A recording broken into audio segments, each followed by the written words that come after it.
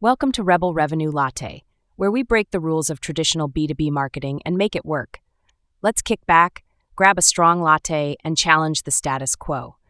Because in B2B, playing it safe won't get you ahead, it'll just get you ignored.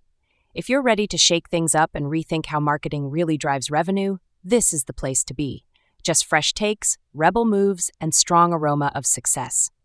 So, pour yourself a cup, lean in, and let's rethink B2B marketing, one rebellious sip at a time.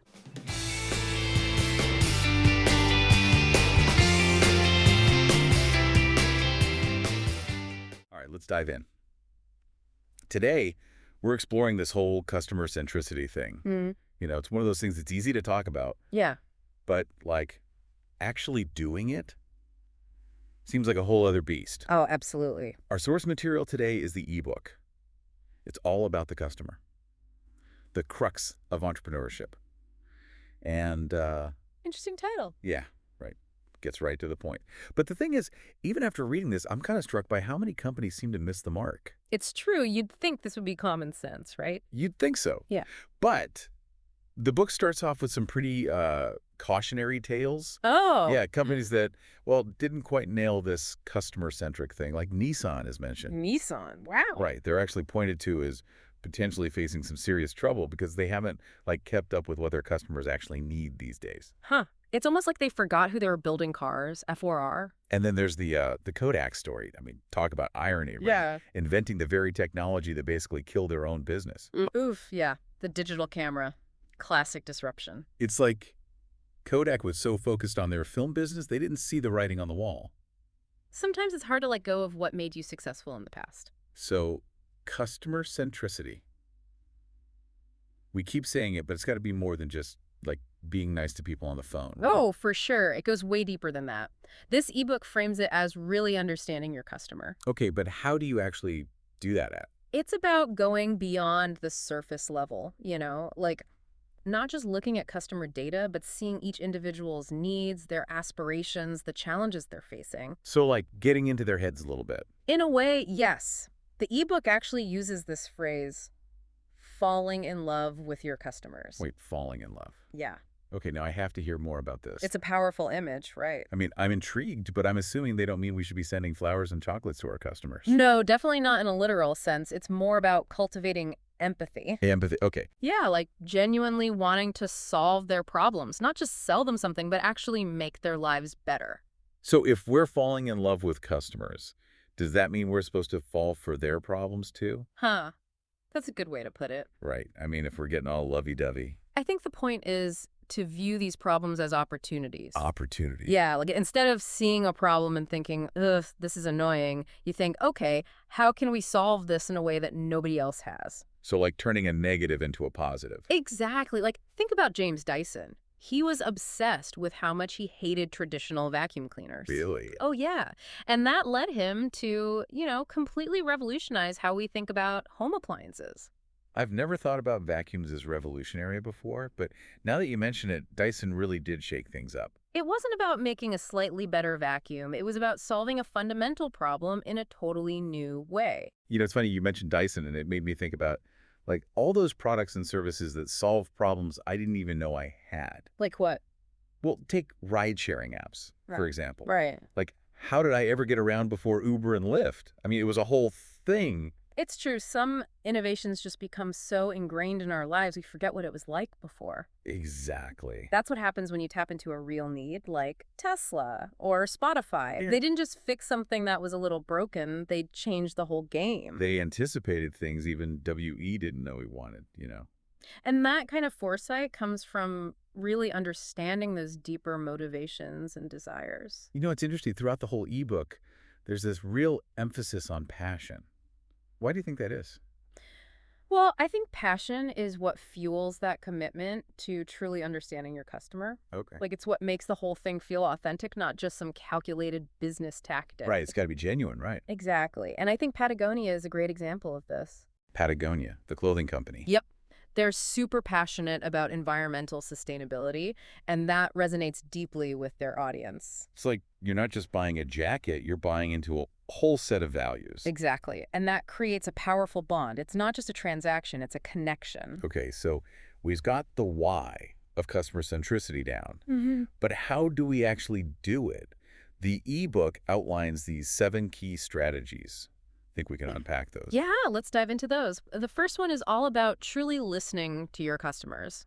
And I mean, really listening. Just like tell us what you think on a survey. Right. It's about going beyond those surface level interactions. The book talks about ethnographic research, like observing how people actually use your product or service in their daily lives. So less spreadsheets, more getting out in the field and seeing how people interact with your brand. Precisely. You need to understand not just what they say, but what they do. Actions speak louder than words, right? Okay, so that's step 1. What's next? The second strategy is about embedding empathy into your entire organization. So like making sure everyone from the CEO to the customer service rep gets it. Exactly. And this is where tools like customer personas and journey maps can be super helpful. Now, just for folks who might not be familiar, can you quickly break down what those are? Sure, customer personas are like fictional but data-driven representations of your ideal customer. They help you understand their demographics, motivations, pain points. Okay. Journey maps, on the other hand, visually outline the steps a customer takes when interacting with your brand. This can help identify any friction points or opportunities to improve the experience. So it's about making the customer come to life, making them real for everyone in the company. What about strategy number 3? Number 3 is all about innovation, like relentlessly innovating. It's about fostering a culture of experimentation. So don't be afraid to try new things, even if they fail. Exactly. Don't get too attached to your ideas. Prototype, test, get feedback. It's the whole lean startup mentality. Always be learning and adapting. Right, what's next? Number 4 is proactive problem solving.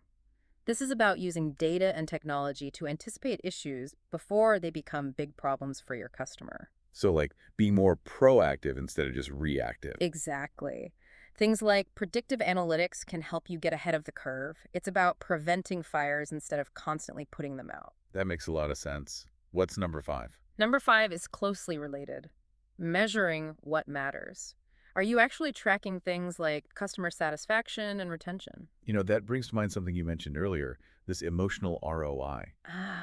Yes, that's a crucial concept. Can you unpack that a bit more? What does emotional ROI actually mean in this context?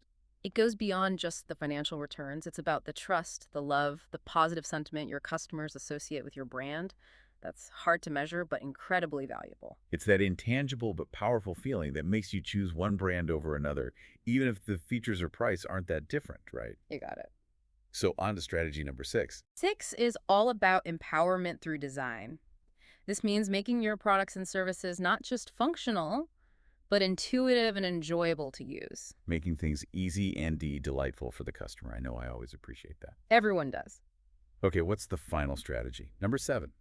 This one is all about storytelling, sharing real-life examples of how your company has made a positive impact on people's lives. So showing, not just telling. Exactly. This is how you demonstrate authenticity. It's about showing that you're not just about profits, but about making a real difference. So we've covered the why and the how of customer centricity, but what about the payoff? All this effort sounds great, but what's the reward for companies that really commit to this approach? That's a fantastic question, and one we'll dive into right after this break. Stay with us. So before we jump to the break, we were getting into, the what's in it for me of all this. Right. We talked about all the effort, all the strategies for building this customer-centric company, but is it really worth it? What are the actual benefits businesses see? Well, this ebook makes a pretty compelling case for the ROI, and I don't just mean the financial kind. Oh, so it's more than just making more money. Oh, absolutely. I mean, yeah, that's part of it, but one of the biggest payoffs is customer loyalty. Makes sense. Happy customers stick around. It's more than that, though. It's like when people feel truly understood, when they feel like a company actually gets them, Yeah. they're much more likely to stick with you, even if there are cheaper options out there. That's so true. I'm thinking about brands that I'm personally loyal to, and it's not just about the product itself, It's that feeling of trust, that connection. That's what keeps me coming back. Exactly. And that loyalty, that's what fuels sustainable growth. Okay, I see where you're going with this. It's not about chasing those quick wins, It's about building something that lasts. Building a brand that people actually believe in. And when your customers are truly happy, well, they become your best salespeople. Word of mouth, right? It's the most powerful marketing there is because it comes from a genuine place, not some ad campaign. It's like having a whole army of brand ambassadors out there spreading the word. And maybe even more importantly, this whole customer-centric approach, it can actually lead to a more, I don't know, meaningful impact on the world. Okay, how so? When you're genuinely trying to solve problems, make people's lives better, your business becomes more than just this profit machine. It's about purpose, not just profit. Absolutely. But okay, we can't talk about customer centricity today without addressing the elephant in the room. Which is? Technology, of course. Oh, right. It's kind of like we're at this crossroads Yeah. where technology has the potential to either HELP us, be more customer-centric, or, totally screw it up. It's a powerful tool, but it can also be a huge distraction. So how do we navigate that? It's about finding the right balance, using technology in a way that helps us understand our customers better and deliver better experiences. I get how AI and automation can make things more efficient. Yeah. But I worry about losing that human touch. I hear you. It's a valid concern. I think the key is to use it thoughtfully, ethically, and always remember that there's a real person on the other side of every interaction. So how do we actually do that? Use technology to enhance the human connection instead of placing it. One thing that's super important is data privacy and transparency. Okay. Customers need to know what you're collecting, how you're using it, and how it benefits them. Be upfront, be respectful. Exactly. No sneaky stuff. But when you use technology the right way, it can create these magical experiences. Give me an example. Think about Netflix. They use data to personalize recommendations, help you find stuff you'd never even know about otherwise. Right. Or Amazon. They use your purchase history to suggest products that might be relevant to you. When it's done well, it really does feel like they get you. Exactly. It feels like they care, not like you're just a number in a database. And it sounds like things are only going to get more personalized. Oh, for sure. As technology evolves, the possibilities are pretty mind-blowing. Think about conversational commerce, for example. Like chatbots and stuff. Yeah, but imagine those chatbots, those voice assistants, becoming so advanced they can basically act as your personal concierge, Wow. anticipating your needs, helping you navigate the digital world. It's coming. Sounds incredible, but also a little creepy, if I'm honest. I get it. It's powerful stuff. And there are definitely ethical considerations to keep in mind as these technologies get more sophisticated. So what's the takeaway? It always comes back to our values, our intentions. We're not just talking about building better businesses, we're talking about building a better future. Where technology is used for good. Exactly. One where it helps us connect with each other on a deeper level. Okay, I want to shift gears a bit. We've talked about all the positives of customer centricity. Yeah. But is there a downside? Can you be too focused on the customer?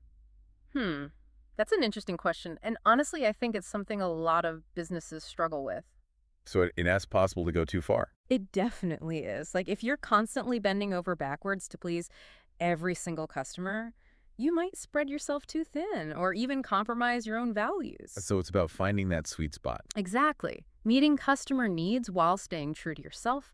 You can't be everything to everyone. Got to pick your battles, right? It's about identifying your target audience, the people who really align with what you're all about. And focusing on delivering amazing experiences to them. And this ties back to what we talked about earlier with passion. When you're truly passionate about what you do, it's easier to set those boundaries. Because you know what you stand for. Exactly. And sometimes being customer-centric means saying no, or even parting ways with customers who just aren't a good fit. I guess it's like any relationship. Sometimes you have to let go, even if it's hard. And when you do, it creates space for new, more fulfilling relationships to come in. So it's about creating a win-win for the business and the customer. I couldn't have said it better myself.